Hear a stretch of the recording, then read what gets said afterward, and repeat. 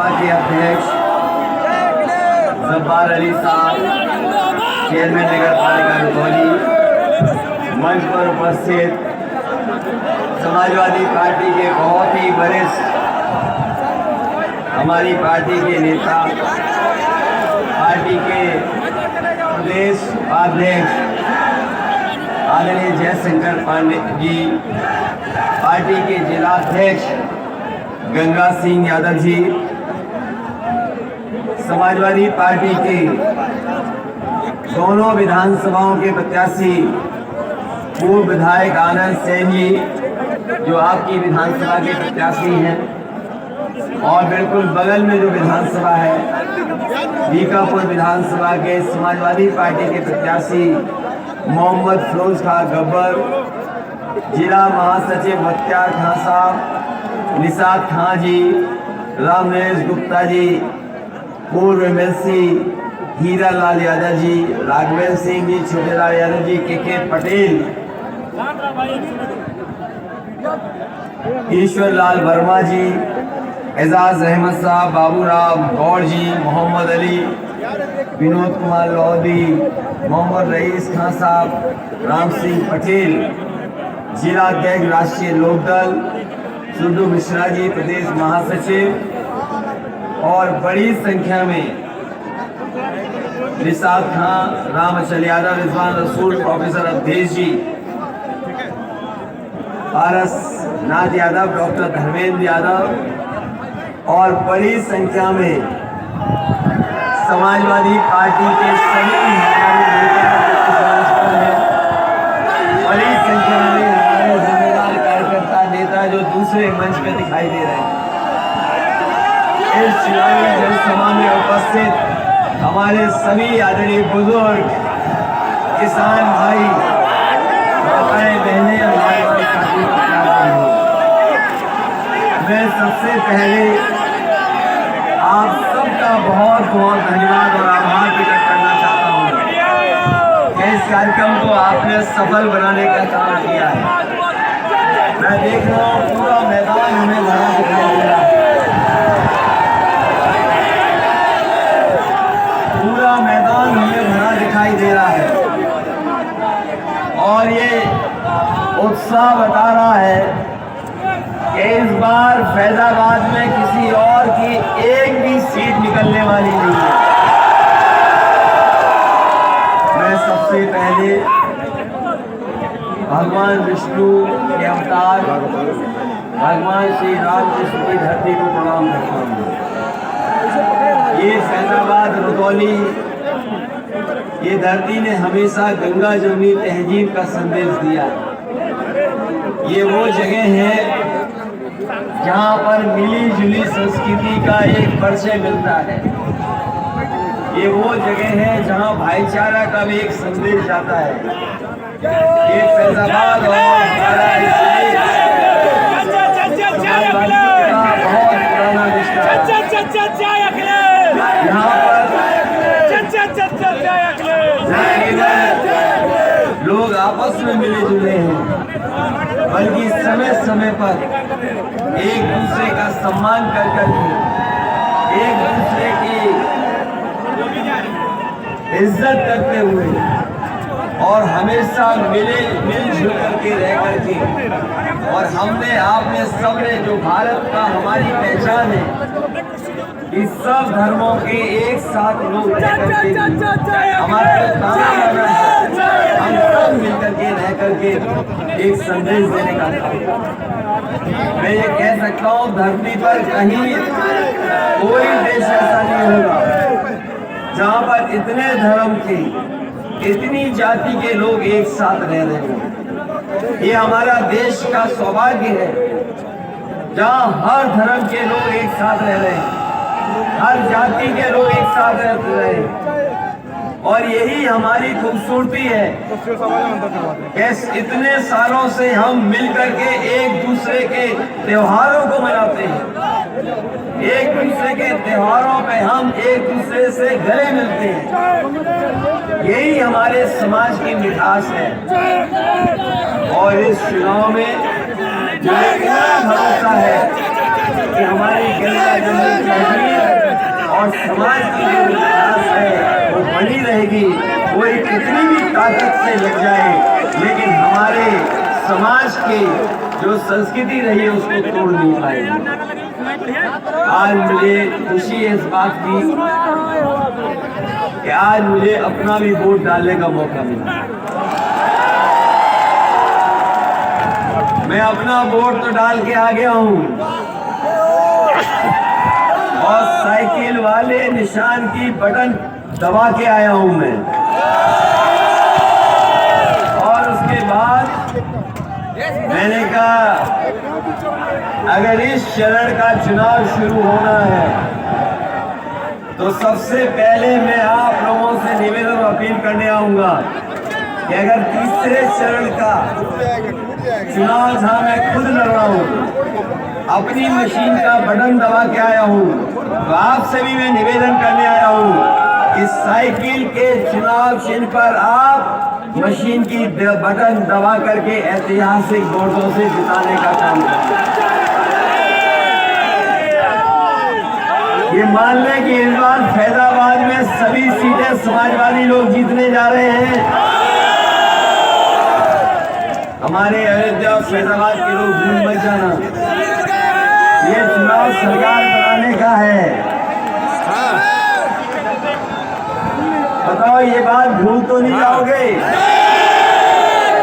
ये चुनाव विधायक चुनने आपको, वही सरकार बनाने का चुनाव है। और सरकार इसलिए बनाना चाहते हैं उत्तर प्रदेश को बदहाली से खुशहाली की तरफ ले जाने का काम समाजवादी लोग कर रहे हैं। ये कोई छोटा चुनाव नहीं है, ये बहुत बड़ा चुनाव होने जा रहा है उत्तर प्रदेश का। और ये उत्तर प्रदेश का वो चुनाव है जो न केवल उत्तर प्रदेश के लिए बल्कि देश को संदेश देने का काम करेगा। देश में जो लोकतंत्र है उसको बचाने का भी उत्तर प्रदेश का चुनाव है। न केवल लोकतंत्र को बचाने का चुनाव है बल्कि संविधान बचाने का भी ये चुनाव उत्तर प्रदेश का होने जा रहा है। बताओ आप लोग लोकतंत्र और आज तो हवा भी तेज चल रही है, कल इतनी तेज हवा नहीं चल रही थी। और ये हवा तेज इसलिए चल रही है क्योंकि साइकिल की रफ्तार बढ़ती चली जा रही है। पहले चरण के चुनाव का पता लग गया होगा आपको, दूसरे चरण का भी पता लग गया होगा और तीसरे चरण में तो हम भी चुनाव लड़ रहे हैं। तीसरे चरण में भी हिसाब किताब पक्का होता जा रहा है। जो लोग कह रहे थे कि गर्मी निकाल देंगे,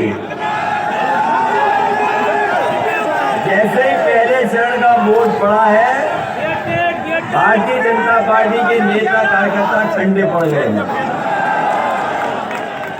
दूसरे चरण के बाद जो दूसरे चरण में वोट पड़ा उसके बाद उनके नेता कार्यकर्ता शून्य पड़ गए और तीसरे चरण के बाद शून्य होने जा रहा है। और जब फैजाबाद के लोग डालेंगे वोट, आजमगढ़ के लोग वोट डालेंगे, सोनभद्र, मिर्जापुर, बनारस के, गाजीपुर, बलिया के जब लोग वोट डालेंगे तो आप देख लेना भारतीय जनता पार्टी के बूथों पर भूत नाचेंगे, कोई आने वाला नहीं। और इसलिए जनता नाराज है इनसे, इसीलिए इनकी भाषा बदल गई है। ये जो बाबा जी हैं, बुलडोजर बाबा, ये कहते हैं कि हम 12 बजे सो के उठते हैं। पता नहीं बुलडोजर बाबा जी कहां से देख लेते हैं कि हम रात के कब सोए और कब सुबह उठ गए। एक बार को हम मान भी लें क्योंकि हमारे पड़ोसी हैं, जब से उन्होंने कहा कि हम 12 बजे सो के उठ रहे हैं, मैं अब दिन में रात में जग करके देखता हूँ और जब दिन में रात में जग करके देखता हूँ तो देखता हूँ बाउंड्री के उस तरफ से धुआं उड़ रहा है।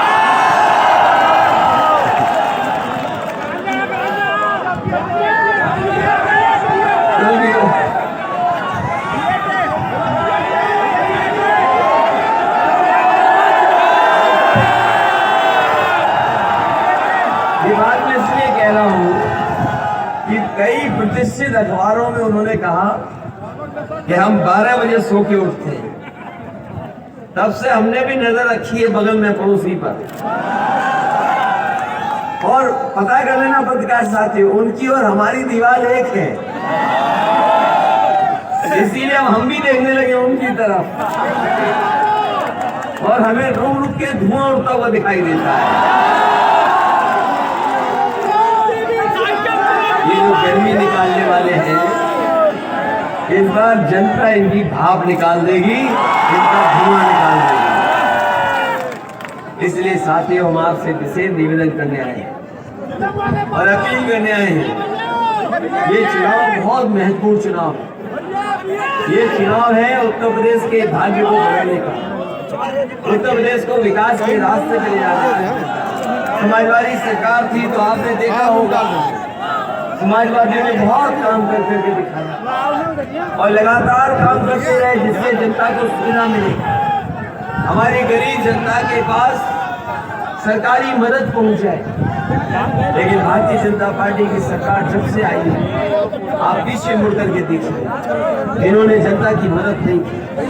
एक समय ऐसा आया जब लॉकडाउन लगा और हमारे मजदूर भाइयों को जाना पड़ा अपने घर, न इन्होंने ट्रेन दी न बस दी। हमारे गरीब मजदूर भाई पैदल पैदल गुजरात से, महाराष्ट्र से चल करके अपने गांव घर पहुंचे। बहुत सारे लोगों की जान चली गई, लेकिन इस सरकार ने किसी की मदद नहीं की। अगर किसी ने मदद की थी उस समय मजदूर भाइयों की, तो समाजवादी पार्टी ने 1-1 लाख रुपए देकर मजदूरों की मदद की। आपने भी हाल भी देखा कि जब ये 3 काले कानून ले आए, उन कानूनों को लेकर के किसान एकजुट हो गया। पूरे उत्तर प्रदेश के, पंजाब के, हरियाणा के और देश के जगह जगह के किसान, उन्होंने कहा ये काले कानून हमारी जमीन छीन लेंगे, ये काले कानून अगर लग जाएंगे तो हमारे आने वाली पीढ़ी खेती नहीं कर पाएगी, और अगर ये काले कानून पूरे लागू हो जाएंगे तो हमारी जमीन भी बिक जाएगी। न जाने कौन आकर के खेती करेगा, हमें मजबूरी में मजदूर बनना पड़ेगा। ये हालत पैदा की, किसान खड़े हो गए और उन्होंने आंदोलन किया। अंततः सरकार को पीछे हटना पड़ा, हमारे किसान नहीं हटे, इनको पीछे हटना पड़ा और 3 काले कानून कर जा सकते हैं। 700 से ज्यादा किसान शहीद हुए हैं। आप गिनती करिए, 700 किसान शहीद हो गए, लेकिन कोई परवाह सरकार ने नहीं की। जैसे ही उन्हें पता लगा कि उत्तर प्रदेश और पंजाब में चुनाव है और समाजवादियों का रथ पूर्वांचल एक्सप्रेस वे में चला, उसी दिन सरकार घबरा गई और 3 काले कानून। मैं कह करके जा रहा हूं, भारतीय जनता पार्टी के प्रत्याशी अगर कान पकड़ करके 712वीं उठक बैठक लगाएंगे, तब भी हमारे किसान इनको माफ करने वाले नहीं हैं। इस चुनाव में हमारा किसान भारतीय जनता पार्टी को साफ कर देगा। ये चुनाव किसानों के मान सम्मान के लिए। और सोचिए भाषा क्या है हमारे बाबा मुख्यमंत्री की, भाषा बदल गई कि नहीं बदल गई? हम न जाने कौन कौन सी बातें कर रहे हैं, जाने कौन सी जगह के मुद्दे ला रहे हैं। हालत खराब हुई है, हवा बदली है, जब से हवा बदली है तब से इनकी भाषा भी बदल रही है। ये जो लोग, ये भारतीय जनता पार्टी के लोग, ये झूठ बोल करके वोट लेना चाहते हैं। इन्होंने कहा कि हम नौकरी दे देंगे, रोजगार दे देंगे। इनका संकल्प पत्र उठा करके देखो नौजवान साथियों, बताओ इन्होंने नौकरी दी कि रोजगार? मुख्यमंत्री के हैं। लेकिन पत्रकार साथियों, आपने अखबार पढ़ा होगा, अंग्रेजी का सबसे प्रतिष्ठित अखबार है। अभी जिन साथियों ने अखबार पढ़ा होगा अंग्रेजी का, अभी गांव में नहीं पहुंचा होगा, लेकिन हमारे पत्रकार साथी जानते होंगे कि जो मुख्यमंत्री दूसरों का नाम बदलते थे, जगहों का नाम बदलते थे, रंग बदल के अपना काम बताते थे। इस बार अंग्रेजी के एक प्रतिष्ठित अखबार ने उनका भी नाम बदल दिया। उनका नया नाम रखा है बाबा बुलडोजर। ये मैंने नहीं रखा है, क्या साथियों, ये गलती मत करना, ये नाम मैंने नहीं रखा है। मैंने अंग्रेजी का अखबार पढ़ा सुबह और इतना अच्छा लगा कि जो दूसरों का नाम बदलते थे इस बार उनका नाम भी बदल गया। नाम बुलडोजर बाबा है हम। और हमारे गुरु संत यहाँ बैठे हैं, सब गुरु संतों के अलग अलग नाम होते हैं। आपके यहाँ भी कुछ संतों के नाम होंगे, आपके यहाँ भी अलग अलग नाम होते हैं। तो सोचो, चुनाव जैसे ही तीसरे चरण का खत्म होने जा रहा है, इनका नाम अपने आप बदल गया है और जिस समय वोट पड़ेगा उत्तर प्रदेश की सरकार बदल जाएगी। आपने देखा होगा बीजेपी के नेता ABCD सीख के आ रहे हैं आजकल, जो कभी हम लोग बचपन में सीखते थे। A फॉर ये, B फॉर ये, C फॉर ये। इधर बीजेपी वाले बहुत सीख रहे हैं ABCD। इसलिए हम उन्हें कहना चाहते हैं कि काका चले गए तो बाबा भी चले जाएंगे, बाबा को भी कोई नहीं बचा पाएगा। और काका मैं कहता हूं, काले कानून, अगर काले कानून चले गए हैं, काका चले गए तो बाबा भी चले जाएंगे, इन्हें कोई बचा नहीं पाएगा। इतना झूठ बोलते हैं ये लोग, सोचो, इनसे अच्छा, इनसे बड़ा झूठ कोई नहीं बोलता। अगर इनके छोटे नेताओं के भाषण सुनोगे तो छोटा झूठ बोल रहे हैं, और इनके बड़े नेताओं के भाषण सुनोगे तो बड़े झूठ बोल रहे हैं, और जो सबसे बड़े नेता हैं वो सफेद झूठ बोल रहे हैं। बताओ, ये सरकार झूठ बोलती है कि नहीं बोलती? याद है किसान भाइयों, आज से वादा किया था कि 2022 सरकार बनेगी, 2022 तक किसानों की आय दोगुनी हो जाएगी। बताओ हमारे किसान भाइयों कितनों की आय दोगुनी होगी? अगर किसी की फसल की आय दोगुनी हो गई हो तो बताओ किसान भाइयों, यहाँ किसान भाई हैं, किसान भाइयों के परिवार के बेटे हैं, बताओ किसी किसान की आय दोगुनी हो गई हो तो। और अगर आपने धान पैदा किया होगा तो कहीं खरीद नहीं हुई, नहीं खरीद हुई कहीं, न खरीद केंद्र बने, मंडी बंद कर दी, और मंडियों की भी बेचने की तैयारी है।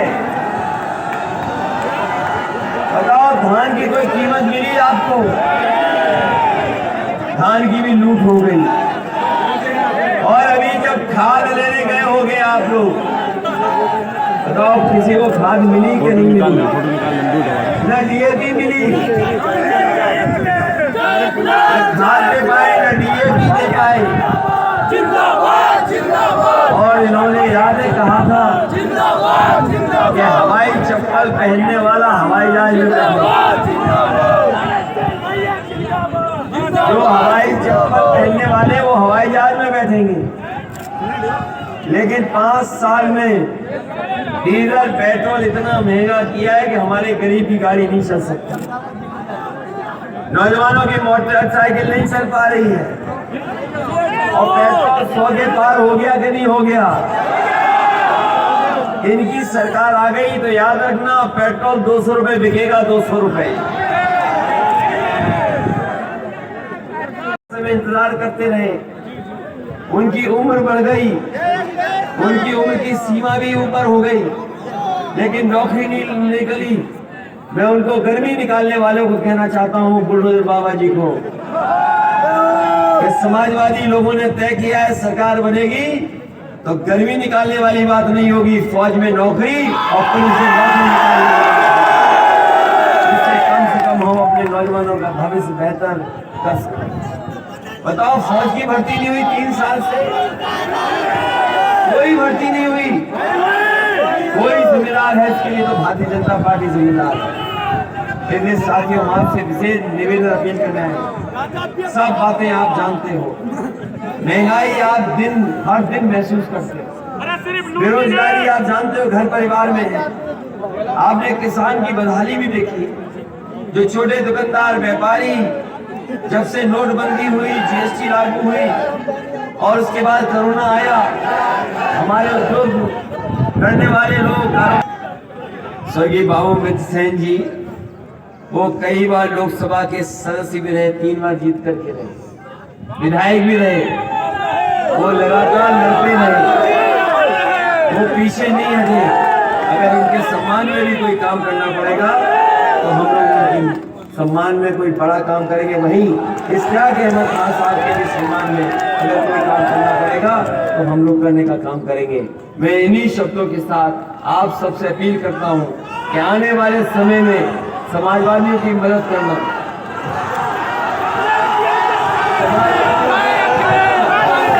69,000 वालों, आप जानते हो पुरानी कहावत सुनी कि नहीं सुनी आपने? एक कहावत है कि वो 69,000 वाले बात समझ जाएंगे कि न रहेगा बांस न बजेगी बांसुरी। जानते हो, इसीलिए भारतीय जनता पार्टी हर चीज बेच रही है। हवाई जहाज बेच दिए, हवाई अड्डे बेच दिए, पानी का जहाज बेच दिया, बंदरगाह बेच दिया, सब प्राइवेट करे दे रहे, क्योंकि जब प्राइवेट कर दोगे तो आरक्षण ही नहीं मांगे कोई। और ये जानबूझ करके घोटाला किया है जिससे हमारे तमाम लोगों को नौकरी न मिले, रोजगार न मिले। इसलिए सरकार बनने पर 69,000 वालों के भेदभाव न हो, वो रास्ता अपनाएंगे जिससे उन्हें नौकरी मिल जाए। इन्हीं शब्दों के साथ मैं समाजवादी पार्टी के दोनों प्रत्याशियों के और फैजाबाद के सभी प्रत्याशी जो इस समय नहीं है मौजूद, उनके भी सहयोग और समर्थन से के लिए आपसे अपील करता हूं कि एक एक प्रत्याशी की मदद कर देना, जिता देना। साइकिल को याद रखना, क्योंकि ये सरकार बनाने का चुनाव है, लोकतंत्र बचाने का चुनाव है, संविधान बचाने का चुनाव है और बदहाली से खुशहाली की तरफ ले जाने का उत्तर प्रदेश का ये चुनाव है। आप सबका बहुत बहुत धन्यवाद, बहुत बहुत आभार प्रकट करता हूँ।